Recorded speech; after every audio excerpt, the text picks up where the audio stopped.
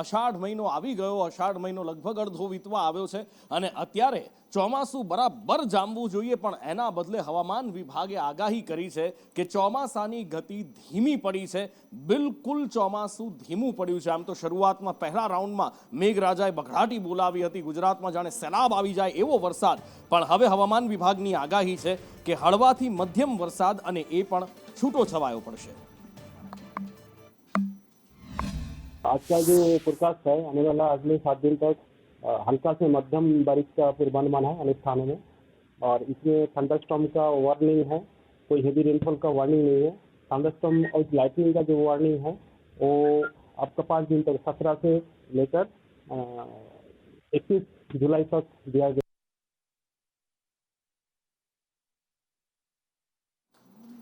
અને હવે વાત કરવી છે સાબર ડેરીના ભાવ ફેરના વિવાદની. પશુપાલકોએ ભાયો ચડાવી છે. ગઈકાલે એવું લાગતું હતું કે સમાધાન થઈ ગયું છે, પણ હજી પણ દૂર દૂર સુધી સમાધાનના અણસાર નથી દેખાઈ રહ્યા. ગઈકાલે એવું લાગી રહ્યું હતું કે સાબર ડેરી ઝૂકી છે, પણ આ બધા વચ્ચે એક વિડીયો વાયરલ થયો છે જેમાં પોલીસ પ્રોટેક્શન સાથે મહેસાણાથી ટેન્કર ભરી અને સાબર ડેરીમાં દૂધ લવાતું હોવાનો એ વિડીયોમાં ઉલ્લેખ કરવામાં આવી રહ્યો છે. પણ સાબર ડેરી દ્વારા આ વિડીયોનું ખંડન કરવામાં આવ્યું છે, આ વાતનું ખંડન કરવામાં આવ્યું છે. તેમના દ્વારા કહેવામાં આવ્યું છે કે આ કોઈ અફવા ફેલાવી રહ્યું છે, ક્યાંય બહારથી દૂધ નથી લવાઈ રહ્યું.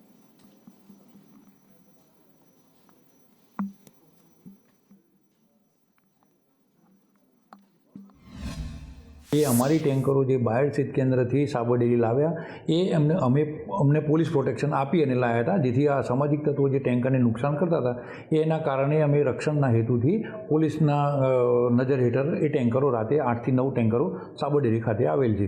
બાકી મહેસાણાથી અને કોઈ બનાસથી અમે દૂધ લીધું નથી સાબર ડેરીમાં. અને આવા જે સોશિયલ મીડિયામાં જે આ મેસેજ વિડીયો ફરતો થયો છે એની અમે તપાસ કરીએ છીએ, અને આવા જે સોશિયલ મીડિયામાંથી જેને ખોટી રીતે આવા મેસેજ વાયરલ કર્યા છે એના સામે અમે કાયદેસરની કાર્યવાહી કરવાની પ્રોસેસ શરૂ કરી દીધી છે. અને આ બાજુ ગઈકાલે સાબર ડેરી દ્વારા માંગ સ્વીકારવામાં આવી હતી. કહેવામાં આવ્યું હતું કે સરકારમાં રજૂઆત કરવામાં આવશે અને જે ભાવ વધારો છે, જે ભાવ ફેર છે એ પશુપાલકોને આપવામાં આવશે, પણ એ પછી પણ હજી પણ આંદોલન નથી શમી રહ્યું. હજી પણ દૂધ ઢોળવામાં આવી રહ્યું છે, અથવા તો ક્યાંક વિદ્યાર્થીઓને દૂધનું વિતરણ કરવામાં આવી રહ્યું છે, દૂધપાક આપવામાં આવી રહ્યો છે. પશુપાલકો ડેરીમાં દૂધ નથી ભરી રહ્યા. ત્યારે ચેરમેન શામળ પટેલે સીધા જ આરોપ લગાવ્યા છે કે આ આંદોલન પશુપાલકોનું નહીં, હવે આ આંદોલનમાં રાજકીય રંગ ભળી ગયો છે. આમ કાળી મજૂરી દિવસ રાત કરીને તરેલ દૂધ ઉત્પાદનને 5 મિનિટમાં ઢોળી દેવું એ કોઈ પશુપાલકનો જીવ ચાલે નહીં. આવા વિડીયો જોઈને અમને જીવ બને છે કે મહા મહેનતે ઉત્પાદન થતા દૂધને આવી રીતે ઢોળી કેવી રીતે શકાય. આ કોઈ પશુપાલન ક્યારેય આવું કરી શકે નહીં.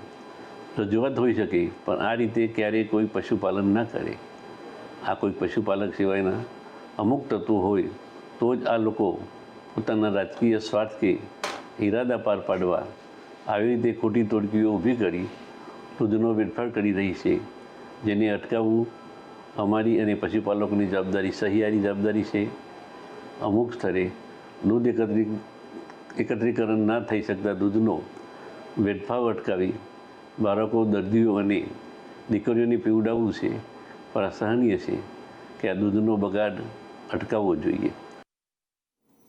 એટલે શામળ પટેલ જે વાત કહી રહ્યા છે, આમ તો એ વાતમાં દમ પણ છે કે દૂધનો વેડફાટ ન થવો જોઈએ. અને ઘણા બધા આપણામાંથી પણ ઘણા બધાએ જ્યારે આ દ્રશ્યો જોયા કે દૂધનો આવી રીતે વેડફાટ કરવામાં આવે, રોડ ઉપર ફેંકી દેવામાં આવે, એના બદલે કોઈ ગરીબના પેટમાં જાય તો કેવું સારું, આવો વિચાર આપણને દરેકને આવ્યો હોય. ને આ વિચાર અરવલ્લી જિલ્લાના એક ગામમાં પણ આવ્યો. મેઢાસણના યુવાનો છે, પશુપાલકો છે, એમને પણ આ વિચાર આવ્યો અને એમણે દૂધ ઢોળી દેવાના બદલે એનો દૂધપાક બનાવ્યો અને આસપાસની જેટલી પણ સ્કૂલો છે એ સ્કૂલોમાં નાના નાના બાળકોને એ દૂધપાક પીવડાવ્યો.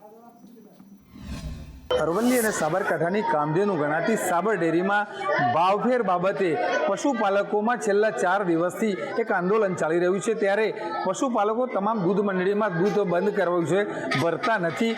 શરૂઆતના 2-3 દિવસ લોકો દૂધ ઢોળી દેતા હતા, પરંતુ મોડાસા તાલુકાના મેઢાસણ ગામના જે પશુપાલકો છે એમને અનોખો અભિગમ અપનાવ્યો છે. દ્રશ્યમાં જોઈ શકો છો કે દૂધ જમીન ઉપર ઢોળી વેસ્ટ કરવાને બદલે કોઈ બાળકોના મોઢે વડે એ માટે દૂધપાક તૈયાર કરી અને અલગ અલગ અલગ જે આસપાસની શાળાઓ છે એ શાળાઓની અંદર જઈ બાળકોને દૂધ વિતરણ કરી અને જેને કહેવાય કે પ્રેરણાદાયી અનોખો અભિગમ આ મેઢાસણના જે પશુપાલકો છે તેઓએ અપનાવ્યો છે.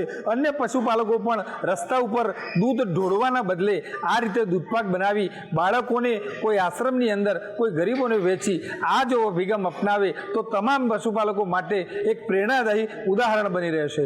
શૈલેષ પંડ્યા, સંદેશ ન્યૂઝ, અરવલ્લી.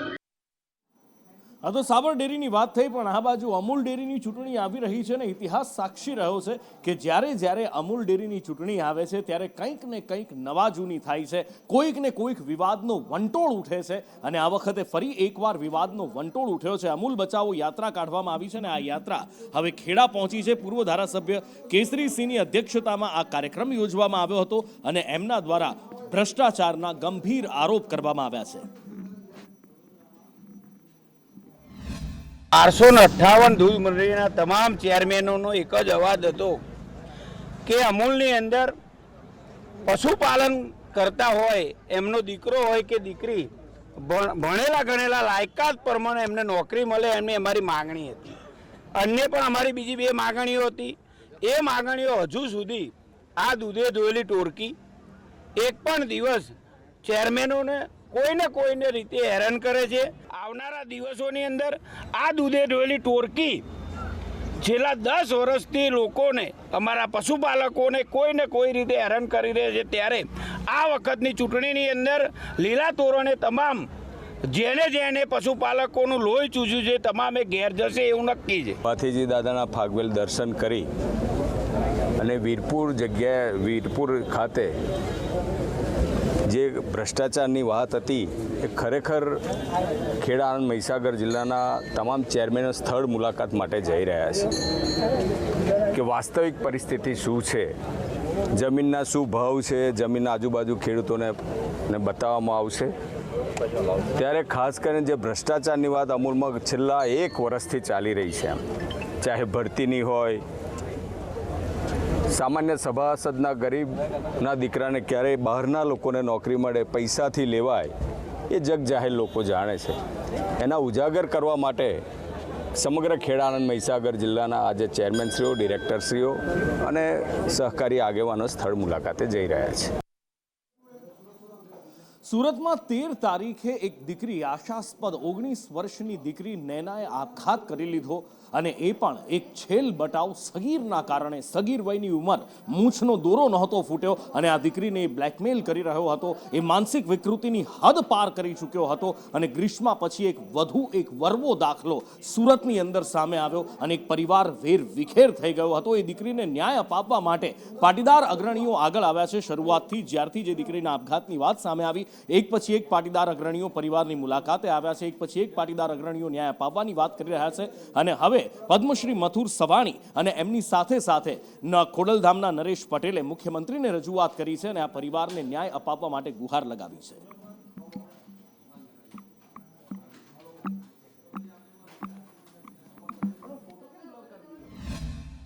આત્મહત્યા બાદ સમાજમાં રોષ ભભૂકત્યો છે. ત્યારે ગઈકાલે કેન્ડલ માર્ચ અને આક્રોશ રેલી નીકળી હતી. ત્યારે આજે સમાજના જે મોભી છે તે સુરત પોલીસ કમિશનરને રજૂઆત કરવા આવ્યા છે. સાહેબ, કયા પ્રકારની રજૂઆત અને શું ન્યાયની માંગ કરી રહ્યા છો?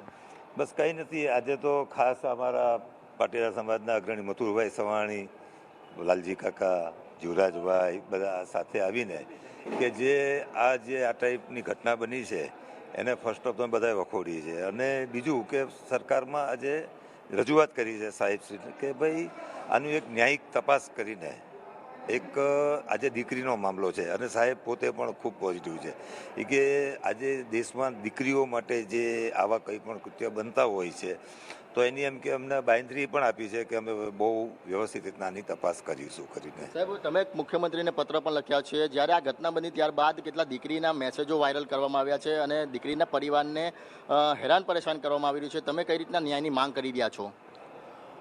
ગુજરાતમાં કોઈ પણ જગ્યાએ કે કોઈ પણ શહેર કે ગામમાં દીકરીની આત્મહત્યા થાય એ ગુજરાતના કોઈ પણ લોકો એને સહન પણ ન કરે, કોઈ પણ સમાજની હોય.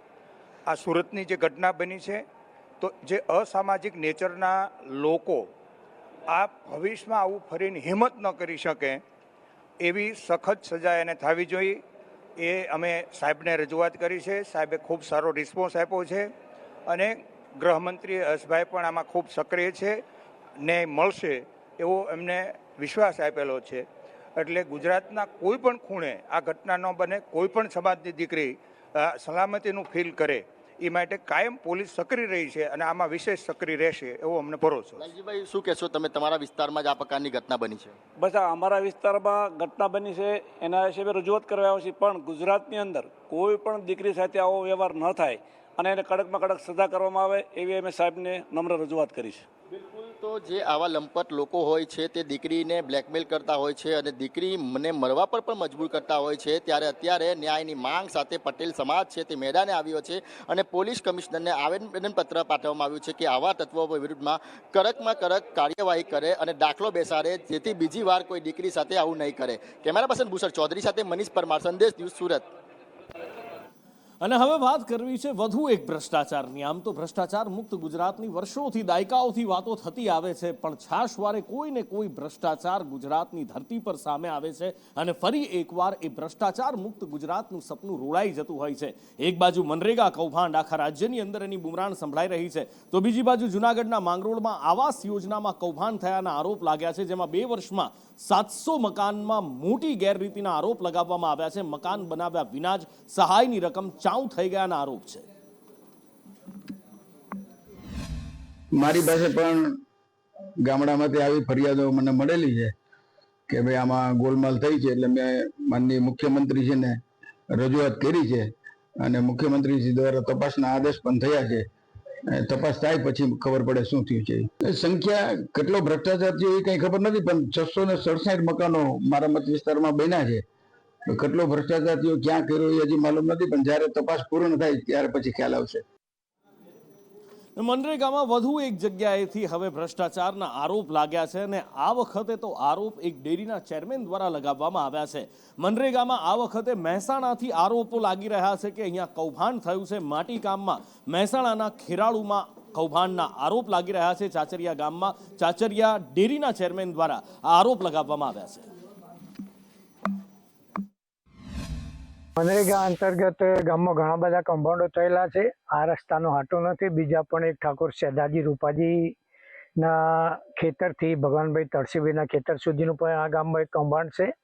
ચૌધરી ફલજીભાઈ સવજીભાઈ રામજીભાઈના ખેતરથી તોગણા રોડ સુધીના રસ્તાનું પણ એક કૌભાંડ છે. નાણાં પંચના સીસી રોડનું અને પૂર સંરક્ષણ દિવાલના કામનું આ બાબતનું અમે તલાટી કમ મંત્રી પાસેથી વિગતો મેળવી છે અને એનું બધી બાબતો સીસી ફોટા અને બધું મેળવી છે. આ અંગેનો અમે જિલ્લા વિકાસ અધિકારી સાહેબને 3/6/25 મોકલ્યો છે. અને આગળ વાત કરવી છે PGVCLના એ તંત્રની, જે જાણે સુદબુદ ખોઈ બેઠું હોય એવું લાગે છે. એમાં પણ જામનગર જિલ્લાની અંદર તો ખબર નહીં PGVCLને શું સૂજે છે કે રસ્તાની વચ્ચોવચ પોલ બનાવી દે છે. થોડા મહિનાઓ પહેલા જામનગરના જે દ્રશ્યો અમે બતાવ્યા હતા આપને, જામનગરનો જે ચિતાર બતાવ્યો હતો, જામનગર શહેરમાં રસ્તાની વચ્ચોવચ વીજ પોલ, એવું જ અત્યારે ધ્રોળમાં પણ છે. ધ્રોળ માર્કેટિંગ યાર્ડની પાછળનો આ રસ્તો છે, જેમાં રસ્તાની વચ્ચોવચ વીજ પોલ ઊભા કરી દેવાયા છે અને એ વીજ પોલ હટાવવાની માંગ કરવામાં આવી હતી, પણ નગરપાલિકાનું તંત્ર પણ તમે જુઓ કે એ પણ જરા પણ PGVCLથી ઊણું ઉતરતું નથી. કારણ કે નગરપાલિકાએ પણ ત્યાં આગળ RCC રોડ બનાવી દીધો, જ્યાં એક બાજુ માંગ થઈ રહી હતી કે રસ્તા પરથી આ વીજપોલ ખસેડવામાં આવે, ક્યારેક કોઈ દુર્ઘટના થઈ શકે છે, કોઈ એમાં ભટકાઈ શકે છે અને જો વાયર નીચે પડે, કોઈ મોટું વાહન ભટકાય ને તો કદાચ કંઈનું કંઈ થઈ શકે છે. પણ નગરપાલિકા ત્યાં આગળ RCCનો રોડ બનાવી દીધો અને આ વીજપોલને જાણે કે મંજૂરી આપી દીધી. PGVCLની આ ગંભીર બેદરકારીને ધ્રોળ નગરપાલિકાએ મંજૂરી આપીને બુદ્ધિનું પ્રદર્શન કર્યું છે. બાવની નદીના કાંઠે રોડ બને છે, તો આ રોડની વચ્ચે થાંભલો છે, તો એ નગર પંચાયતે PGVCLને લેટર પણ લખેલો છે કે આ થાંભલો દૂર કરવા માટે, છતાંય આ કોન્ટ્રાક્ટરે થાંભલો હોવા છતાંય રોડ બનાવી નાખેલ છે. તો આનું યોગ્ય નિવારણ આવે. ની કામગીરી ચાલુ હતી, એમાં વચ્ચે જે PGVCLના પોલ આવે એ બાબતે PGVCLને અગાઉ 2 વાર લેખિતમાં રજૂઆત કરેલ છે. અત્યારે આપણે PCCની કામગીરી ત્યાં પૂર્ણ કરેલ છે અને બેરિંગ કોટની હજી બાકી રાખેલ છે. જેટલું બને એટલું જલ્દી પોલ હટે પછી ફાઇનલ રોડની કામગીરી પૂર્ણ થઈ શકે એમ છે. અને હવે વાત કરવી છે સ્માર્ટ મીટરની. સ્માર્ટ મીટરનો ઠેર ઠેર વિરોધ થઈ રહ્યો છે. હમણાં જ આપણે જોયું હતું કે અમુક શહેરોની અંદર તો તાળા મારી દેવામાં આવ્યા હતા જાળી ગોઠવીને મીટર ઉપર, કે જેથી તંત્ર આવે અને એમાં જૂના મીટર કાઢી અને સ્માર્ટ મીટર ના લગાડી જાય. આવું કેમ? એનું કારણ અત્યારે વડોદરામાંથી ફરી એકવાર સામે આવ્યું છે. કારણ કે અહીંયા છેલ્લા 5 મહિનાથી લોકોને બિલ મળ્યા નથી અને 5 મહિના પછી જ્યારે બિલ આવે છે તો કોકના 20,000, કોકના 25,000. આ સામાન્ય લોકો છે, મધ્યમ વર્ગીય લોકો છે. એક સાથે 20-25,000ના જો બિલ તંત્ર એમને ફટકારે તો એ ક્યાંથી કેવી રીતે ભરી શકે? આ મોંઘવારીમાં ઘરના 2 છેડા ભેગા કરે કે આ વીજળીના બિલ એક સાથે આટલા બધા ભરતા ફરે?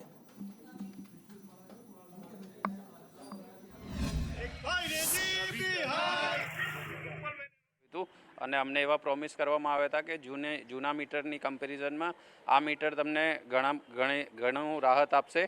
પરંતુ અમારી તકલીફ એ છે કે છેલ્લા 5 મહિનાથી સર કોઈ લાઇટ બિલ અમને મળ્યું જ નથી. અને બીજી વસ્તુ કે અમારું જે કોમન લાઇટ બિલ છે સોસાયટીનું એ પણ 4-5 મહિને એકવાર આવ્યું. તો કહેવાનો મતલબ એ છે કે અમારું જે બજેટ છે એ બધું ખોરવાઈ રહ્યું છે. કેમ કે એક સાથે 40-50 હજારનું બિલ આપી દેશે તો નોર્મલ માણસ શું કરશે સર આની અગેન્સ્ટમાં? બધાનું 15-20 હજાર જેટલો પગાર હોય છે. એ પગાર પર અમે બિલ ભરીશું, અમારું ઘર ચલાવીશું. અમારે પણ અમે એક ગૃહિણી છે તો કઈ રીતે કરીશું મેનેજમેન્ટ બધું? જીબીની ઓફિસમાં જઈએ છે, કોઈ જવાબ મળતો નથી. અમારે રાહત આપે બિલની અંદર, કામની ઇન્સ્ટોલમેન્ટ કરી આપે. 25-30 હજાર આવે તો એક સાથે અમે ના ભરી શકીએ. બસ એ જ. અને આગળ વાત કરવી છે વડોદરામાં થયેલા ઘર્ષણની. જી હા, વડોદરામાં લોકોના પ્રશ્નોને લઈ અને કોંગ્રેસ મહાનગરપાલિકામાં રજૂઆત કરવા માટે ગઈ હતી, પણ કોંગ્રેસના કાર્યકર્તાઓ માટે મહાનગરપાલિકાના દરવાજા બંધ કરી દેવાયા હતા અને સાથે જ પોલીસનો કાફલો ખડકી દેવામાં આવ્યો હતો. જે અમદાવાદમાં કોર્પોરેશનની અંદર જો તમે જાઓ કચેરીની અંદર તો બાઉન્સરોનું રાજ છે, એમ અહીંયા વડોદરામાં પોલીસનો પહેરો ગોઠવી દેવામાં આવ્યો હતો.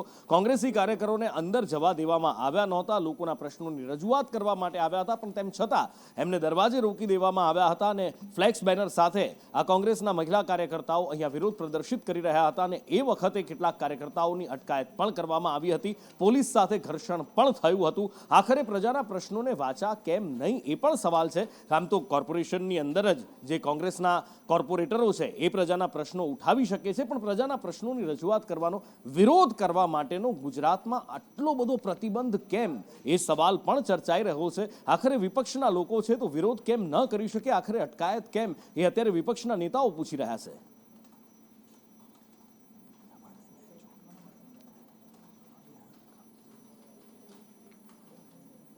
કોર્પોરેશનના ગેટ સામે જ આ ઘર્ષણ થયું હતું અને ઘણી બધી જગ્યાએ અહીંયા એમાં પણ જે આ લખવામાં આવ્યા છે બેનરો, એ ઘણું બધું કહી જાય છે કે મૃતદેહો ઉપર વેપાર કરવામાં આવી રહ્યો છે, ભ્રષ્ટાચાર કરવામાં આવી રહ્યો છે. આ નવો વેપાર શરૂ થયો છે. હિરેન મોદી વધુ માહિતી સાથે જોડાયા છે. હિરેન, કયા કયા મુદ્દાઓ, કયા કયા પ્રશ્નોની રજૂઆત લઈને પહોંચ્યા હતા અને શા માટે એમને અટકાવી દેવામાં આવ્યા?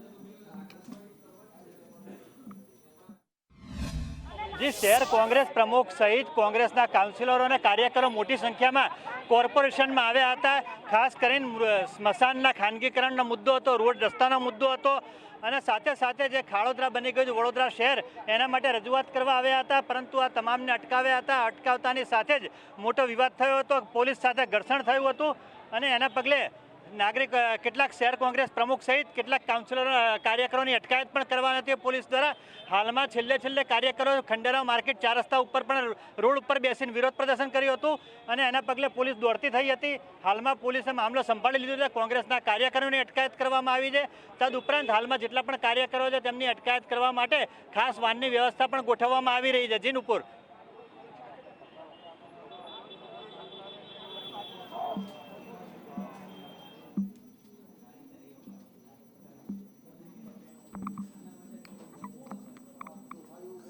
એક વાત મને કહો કે તમારા ઘરે જો બિલ મીટર ના લાગ્યું હોય અને જો બિલ આવે તો તમે કહેશો કે આવું કેવી રીતે બને? મીટર વગર બિલ થોડી આવે અને વીજળીનું કનેક્શન આપ્યું હોય તો મીટર મૂક્યું જ હોય. પણ આ ચમત્કાર ગુજરાતમાં થયો છે. બિલ આવે છે પણ મીટર નથી. જી હા, મીટર વગર બિલ આવે છે. આ ચમત્કાર કદાચ ગુજરાતનું તંત્ર જ કરી શકે અને હારી જ યુજીવીસીએલનું તંત્ર આ ચમત્કાર કરી ચૂક્યું છે. બિલ નથી લગાડ્યું છતાં પણ દર મહિને બિલ આવે છે અને ખેડૂત બિચારા આ બિલ ભરે પણ છે.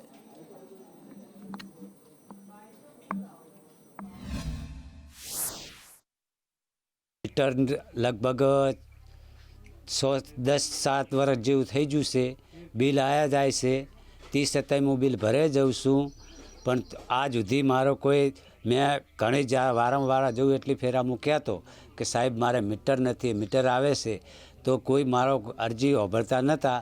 30-27 પછી મને ગવર્મેન્ટે કીધું કે ભાઈ તારે મીટર નથી તો તું બિલ ભરે જાય છે, તો તારે કેમ તું કશું કરતો નથી.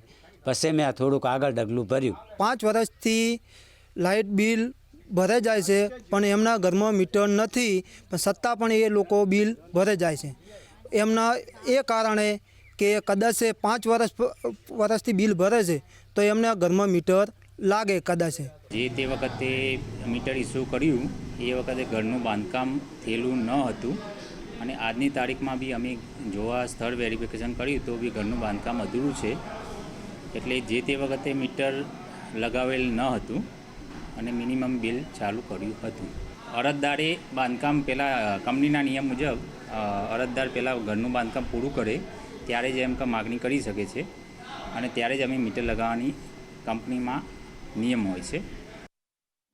અને હવે વાત અમદાવાદ મહાનગરપાલિકાના શાસકોને ચડેલા એક નવા શોખની. પહેલા તમને ખબર હોય તો એક મોટો વિવાદ થયો હતો જ્યારે મીનાક્ષીબેન મેયર હતા એ વખતે, કારણ કે ફાયર બ્રિગેડના જવાનોને સુરક્ષા કર્મચારી બનાવી દેવામાં આવ્યા હતા. આ સિલસિલો ઘણા બધા વિરોધ પછી પણ ચાલુ રહ્યો, પણ હવે એક વીઆઈપી શોખ શાસકોને, અહીંના પદાધિકારીઓને ચડ્યો છે કે એમને સુરક્ષાનો શોખ ચડ્યો છે. જેમને કદાચ 4 માણસ પૂછતા પણ હશે, પણ એમની સુરક્ષા માટે બાઉન્સર રાખવાની જરૂર ક્યાંથી આવી?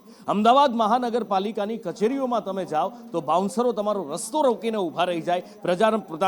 લોકો પોતાના પ્રશ્નોની રજૂઆત કરવા માટે આવતા હોય તો એમને રોકી દેવામાં આવે. કોઈ મુદ્દા લઈને જતા હોય તો એમને હેરાનગતિનો સામનો થતો હોય છે. આખરે આ વીઆઈપી કલ્ચર કેમ? મહાનગરપાલિકામાં વિપક્ષના નેતા શહેજાદ ખાન પઠાણે આનો આંકડો પણ આપ્યો છે કે આ વીઆઈપી કલ્ચર પાછળ કેટલો ખર્ચ કરવામાં આવ્યો છે. આ વીઆઈપી કલ્ચરના કારણે લોકોને કેટલી મુસીબત પડી રહી છે. जनता के पैसों से खुद की सिक्योरिटी के लिए बड़े तगड़े तगड़े बाउंसरों को उनके कैबिनों के बाहर रखा जाता है. मीडिया के कुछ कर्मियों के साथ अहमदाबाद म्युनिसिपल कॉरपोरेशन के बाउंसरों ने बदतमीजी की है. कांग्रेस पार्टी ये मानती है कि यह बड़ी शर्मजनक घटना है. हफ्ता वसूली जैसे की जाती हो उस प्रकार से खुद के कैबिन के बाहर बाउंसरों को रखा जाता है, जैसे कोई बहुत बड़ा काला धन खुद के कैबिन में पड़ा हो. उसकी रक्षा करने के लिए कहीं ना कहीं बाउंसरों का सहारा लेने की जरूरत अहमदाबाद कॉरपोरेशन के अधिकारियों को पड़ रही है. મોરબીમાં એક નવી પેટર્ન આપણે જોઈ છે કે જે રોડ, રસ્તા, ગટર, પાણી, પ્રાથમિક સુવિધાઓ જો આટલા વર્ષો પછી પણ લોકોને ન મળતી હોય તો લોકો રસ્તા પર ઉતરી આવે છે. જે તે સોસાયટીના રહીશો ચક્કાજામ કરે છે અને એ પછી તંત્ર દોડતું થાય છે ને એમની સમસ્યાનું નિરાકરણ આવતું હોય છે. અને આ જ પેટર્ન હવે હળવદમાં પણ અપનાવવામાં આવી છે. સરા રોડ ઉપર રહીશો ઉતરી આવ્યા હતા. એમને પ્રાથમિક સુવિધાઓ જોઈએ છે, વધારે કશું જ નહીં, રોડ, રસ્તા, ગટર, પાણીની સુવિધા, પણ એ પણ નથી મળી રહી. ત્યારે લોકો રસ્તા પર ઉતરી આવ્યા હતા, ચક્કાજામ કર્યો અને આ પ્રાથમિક સુવિધા તો આપી દો એટલી માંગણી કરી છે.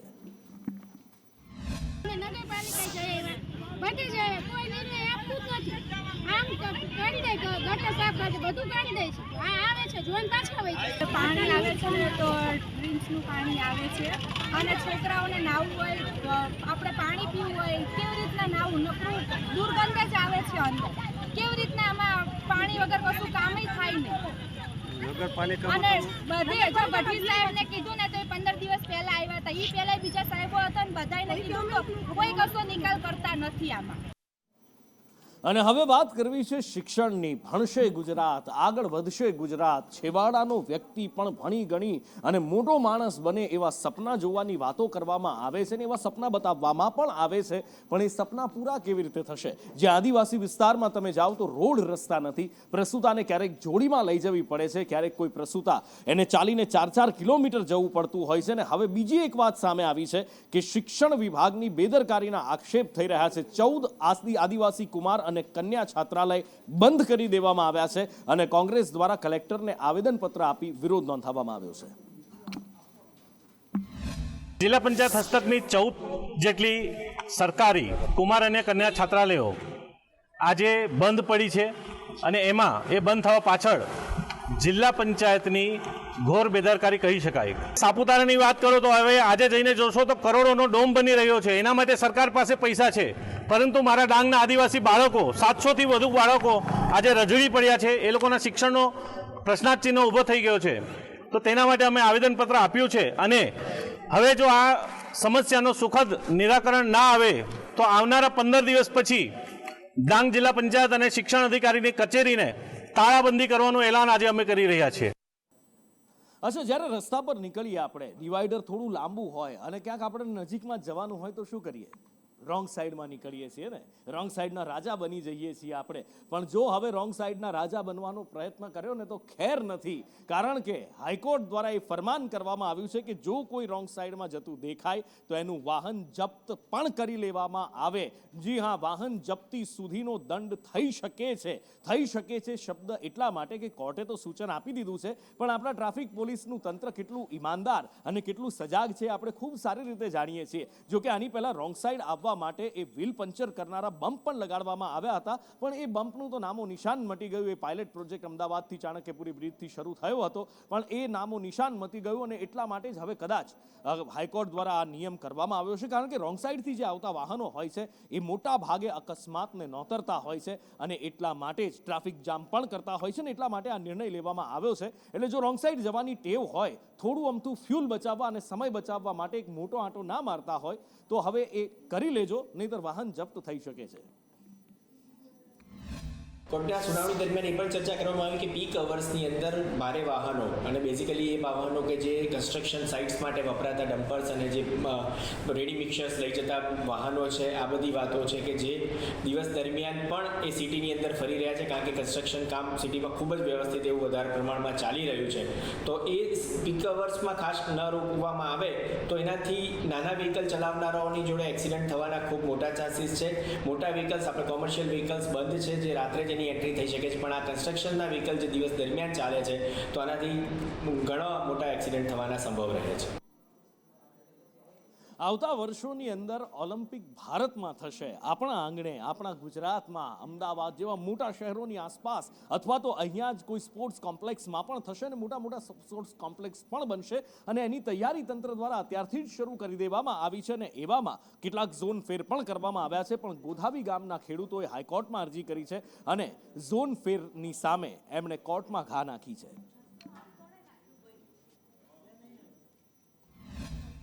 આ જે ઝોન છે એ રેસ્ટ્રિક્ટેડ ઝોન છે, જેમાં માત્ર ને માત્ર રમતગમતની પ્રવૃત્તિઓ, એજ્યુકેશન 1 અને એજ્યુકેશન 2 ટાઈપની પ્રવૃત્તિઓ થશે. પણ હકીકતમાં મુખ્યત્વે જે ત્યાં આગળ ખેડૂતો છે એ તમામ ખેડૂતોનું ખેતીનું કામ છે.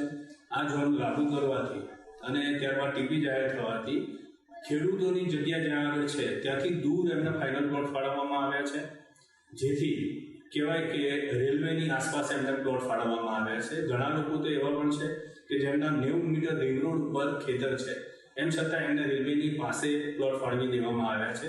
એમની લાગણીઓને ખૂબ જ દુઃખ પહોંચ્યું છે.